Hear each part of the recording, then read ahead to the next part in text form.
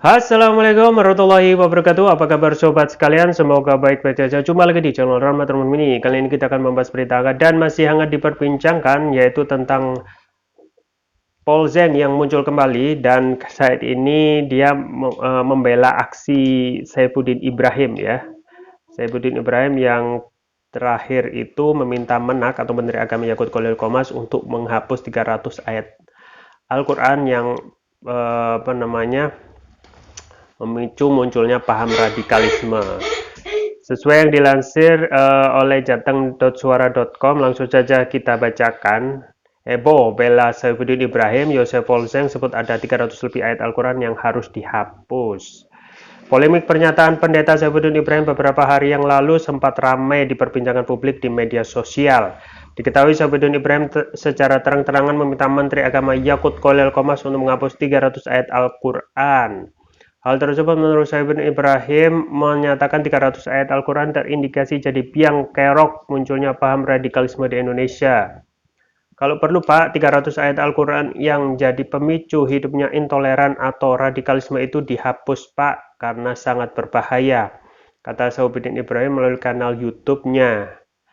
Selain itu, Saifuddin Ibrahim juga menyarankan Menteri Agama untuk mengevaluasi seluruh kurikulum sekolah berbasis Islam hingga pesantren.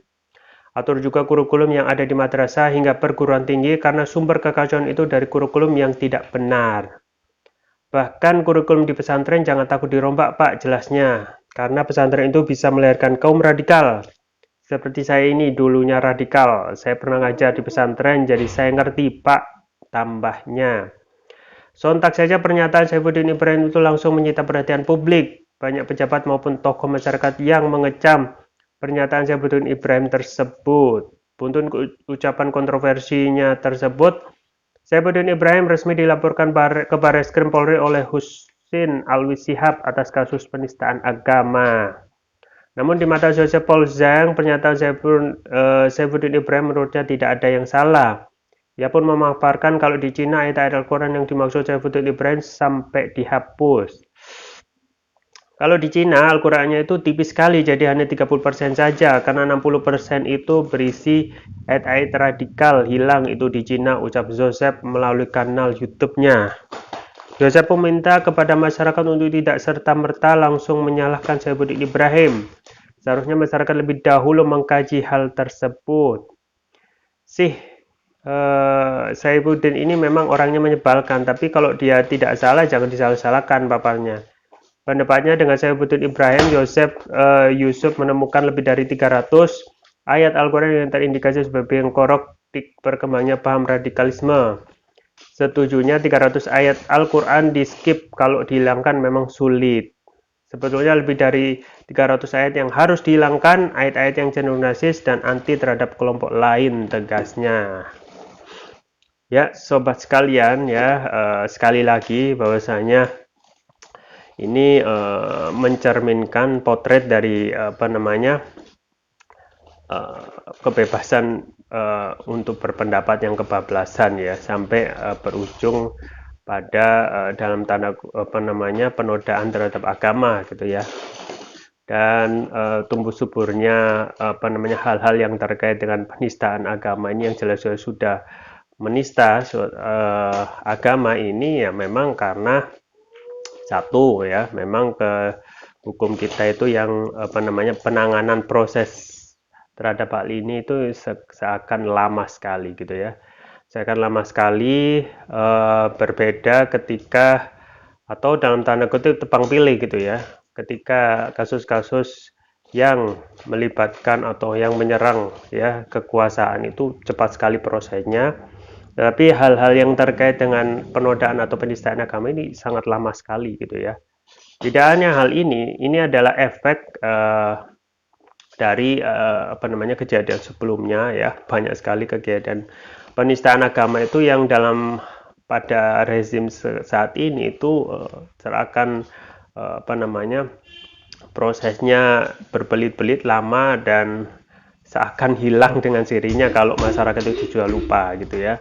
Kemarin ya, dahulu ada menyatakan Abu Janda misalnya menyatakan bendera tauhid itu bendera terorisme atau teroris gitu ya, itu benar-benar menyakiti umat muslim gitu ya, bagaimana tidak gitu ya. Nah, itu penanganannya saat ini tidak ada tersentuh sama sekali, bahkan mungkin sudah hilang gitu ya.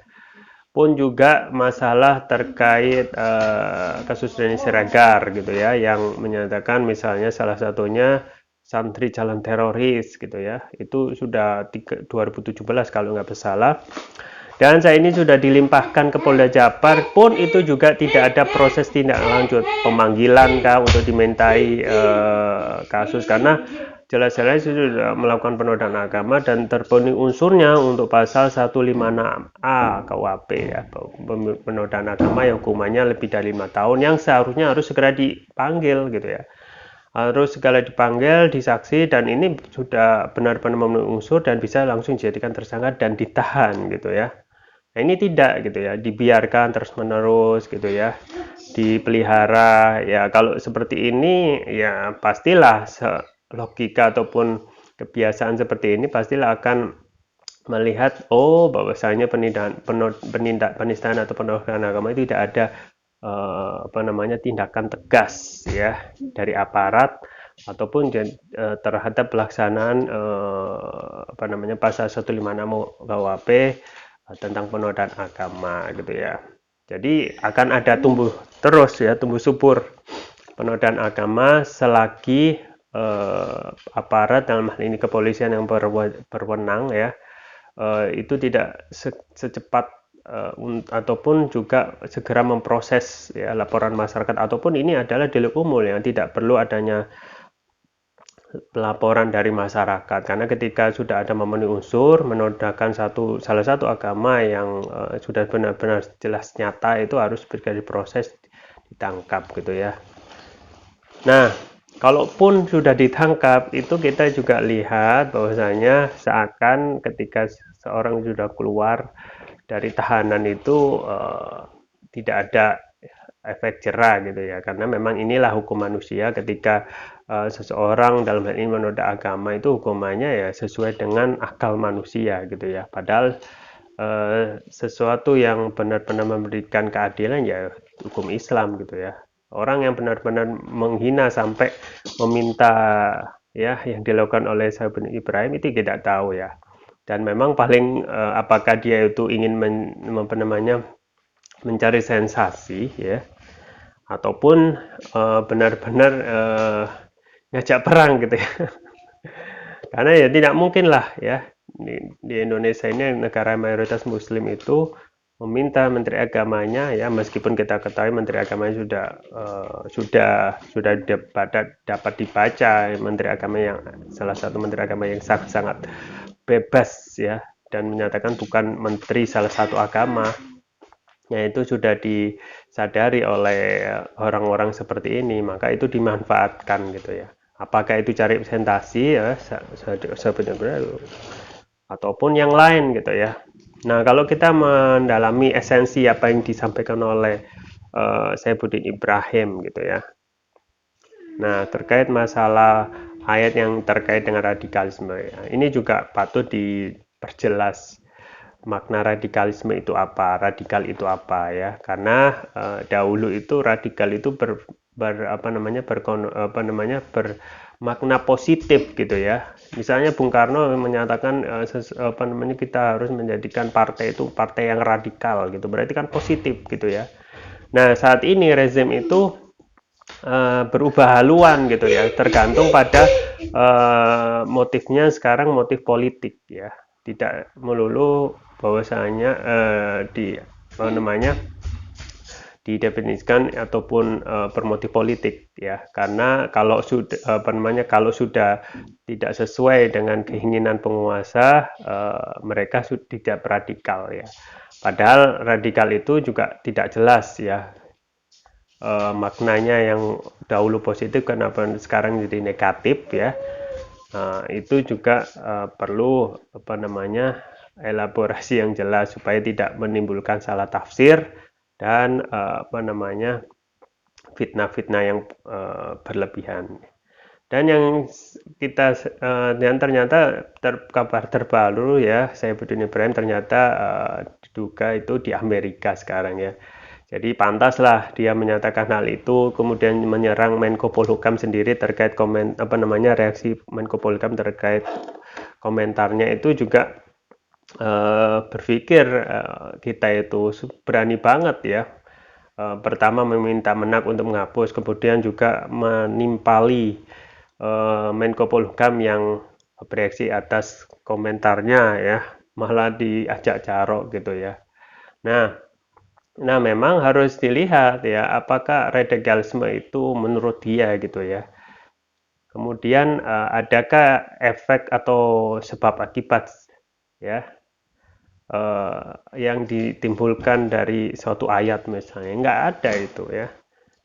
Dari dulu ya, kalaupun seseorang itu melakukan tindakan yang di luar ya ketentuan agama, dalam hal ini agama Islam, berarti dia bertindak atas nama individu atau oknum gitu ya, tidak bisa mempersalahkan karena agama pada dasarnya terutama Islam selalu mengajarkan manusia itu ke jalan kebaikan gitu ya, tidak ada selalu satu agama pun termasuk Islam ya, agama yang diterima inna indallahi Islam ya, agama yang diterima oleh Allah Subhanahu wa taala adalah Islam, itu tidak akan pernah memberikan jalan ataupun contoh untuk seseorang itu berbuat keburukan ya atau kemungkaran. Maka inilah ya tugas dari aparat Kapolri kalau ingin benar-benar tidak mungkin juga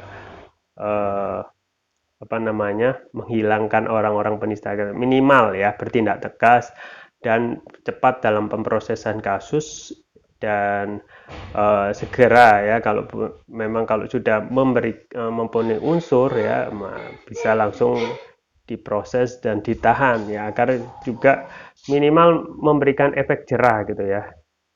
Nah, meskipun juga kita ketahui bahwasanya hukuman 5 tahun itu saya kira ya tidak akan bisa memberikan efek jerah gitu ya. Dan jelas pula ya, sekarang itu yang tampil menistakan agama mereka itu yang hanya sebagian kecil gunung es ya, karena yang tidak tampil ataupun tidak menampakkan diri itu jauh lebih besar ya. Ini karena juga negara kita yang masih sekuler ya, memisahkan Fasluddin Anilai, memisahkan hukum agama dari kehidupan, jadi susah kita itu benar-benar menciptakan kehidupan dalam sehari-hari itu kehidupan yang bertakwa gitu ya. Ya itu ya, kita tunggu saja ya